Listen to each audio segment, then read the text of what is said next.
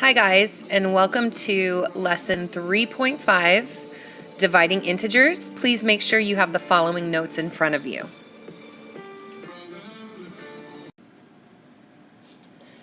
Essential question, what happens when you divide integers? So the good news is multiplying and dividing integers share the same rule. We're going to do the same steps, decide on the sign, and then either multiply or divide. So when you're dividing integers with different signs, the quotient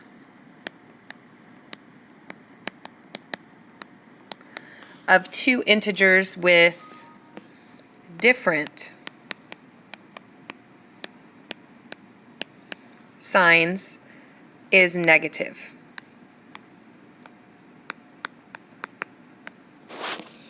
So dividing integers is similar to multiplying integers because you can just use multiplication to find division solutions. So if you look at our examples right there, we have 2 times -6. The signs are different, so the product is negative, and then you just multiply. So same with, next to it, we have -12 divided by 2. Look at the signs, they're different. So your answer is negative, and then 2 goes into 12 6 times. And then here we have a -2 times a -6, which resulted in a +12 because the signs are the same. And then same with division, or actually with this one, it's a +12 divided by a -2. The signs are different here, so that's why it is a -6. That's kind of a little bit faded. So again, our steps, you want to first decide on the sign.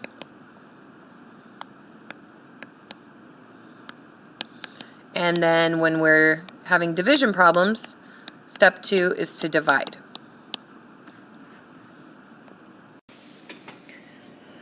So let's go ahead and do some examples. Number 1 says find +80 divided by -10. So when I first look at those signs, I see that the signs are different. So I know that my solution is first of all going to be negative. And then I just divide 10 into 80 and it goes 8 times. So that would be a -8. And then number 2, find -55 divided by 11. When a problem is written like a fraction like this, remember that this fraction bar also means divided by. Timothy Brown, your ride is here. Timothy Brown, to the front of the school, please. Your ride is here. Timothy Brown, to the front of the queue. So anyways, the signs are different, so the answer is going to be negative, and then 11 goes into 55 5 times, so we end up with a -5. Flip the page, make sure you have the following notes in front of you. Okay, so just a little reminder when we're dividing integers and 0. When you're dividing by 0, the quotient is 0, but when you're dividing into 0, it is undefined. So for example, if we have 0 divided by 3,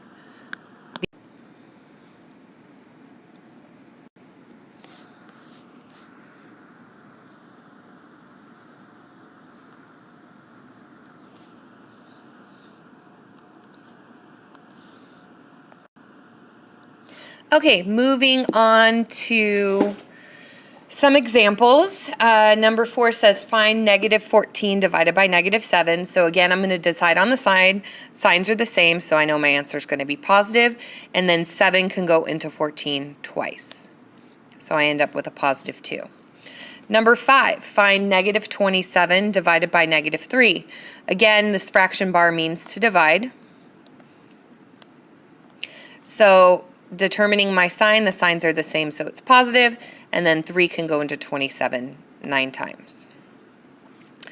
Okay, number 6 has a little extra step. It says evaluate -16 divided by x if x equals -4. So what we're going to have to do is substitute this value for x for the variable before we can decide on the sign and divide. So my new problem, I'm going to show my substitution, -16 divided by -4. Looking at my signs, they're the same, so my answer is going to be positive, and 4 can go into 16 4 times. Okay, so last example is a word problem. It says 1 year the estimated Australian koala population was 1 million. After 10 years, there were about 100,000 koalas. Find the average change in the koala population per year, then explain its meaning. Okay, so with this one I went ahead and highlighted some important information. We're trying to find out the average change in koala population per year over 10 years. So it went from 1 million to only 100,000 koalas. So first, I need to see how many koalas we lost. So I would do 1 million minus what we, oops, not divide.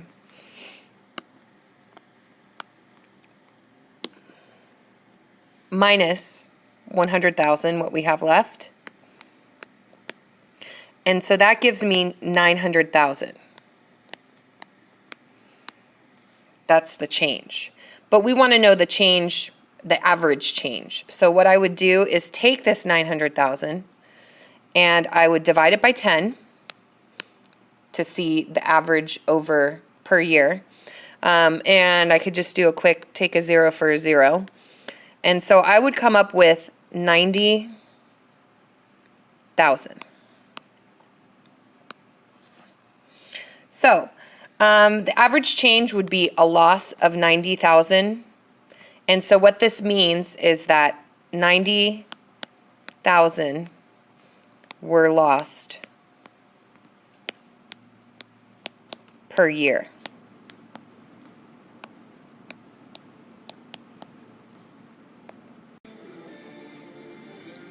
Okay, so now you are going to complete the following Got It problems on your own.